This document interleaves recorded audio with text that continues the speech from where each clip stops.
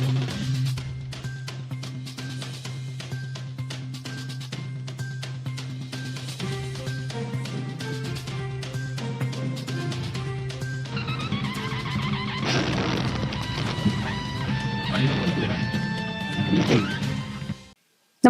आपण पाहता हिरकणी न्यूज.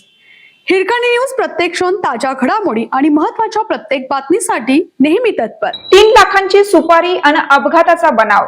विम्याचे 30 लाख मिळवण्यासाठी भाऊजाईचा गेम करणाऱ्या मेहुण्याला पुराव्यासह बेड्या.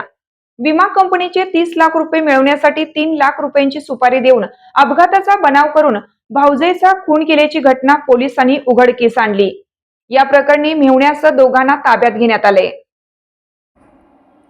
अधिक माहिती अशी की विजापूर गुहागर राष्ट्रीय महामार्गावरील चोरोची तालुका कवटेमहांकाळ येथे 18 मे रोजी रात्री 11च्या सुमारास एका ढाब्यानजीक दत्तात्रय भगवान चांबरे वय 44 राहणार सांगली यांच्या डोक्यात गंभीर स्वरूपाची दुखापत होऊन मृत्यू झाल्याची नोंद पोलिसात झाली होती.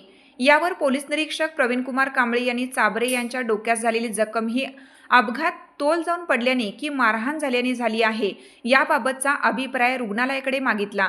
त्यावर रुग्णालयाने ही जखम हत्याराने मारहाणीतून झाल्याचे स्पष्ट झालं. त्यावर पोलीस निरीक्षक प्रवीणकुमार कांबळे यांच्या नेतृत्वाखाली गुन्हे प्रकटीकरण शाखेने तपास करत मेहुणा रामचंद्र धनाप्पा खिलारे राहणार विश्रामबाग सांगली याला ताब्यात घेतलं. चौकशीत त्याने विम्याच्या 30 लाखांसाठी तुकाराम मारुती सांगोलकर विश्रामबाग मूळ राहणार खैराव तालुका जत याला भाऊजेच्या खुनाची सुपारी दिल्याचे सांगितले. त्यावर सांगोलकर याला ताब्यात घेतलं व त्याने चांबरे यांच्या डोक्यात हत्याराने वार करून खून केल्याची व हा प्रकार अपघात दर्शवण्याचा प्रयत्न केल्याची कबुली दिली. या प्रकरणाचा कोणताही पुरावा नसताना पोलिसांनी खुबीने तपास करून गुन्हा उघडकीस आणला. यात कांबळे यांच्या नेतृत्वाखालील सहाय्यक पोलीस निरीक्षक Dattatray Kolekar, police head constable श्रीमंत करे, नागेश मासाळ, पोलीस शिपाई निवृत्ती कारंडे, अभिजित कासार, स्वप्नील पाटील, श्रीशैल वन मराठे सह सायबर पोलिसांनी सहभाग घेतला.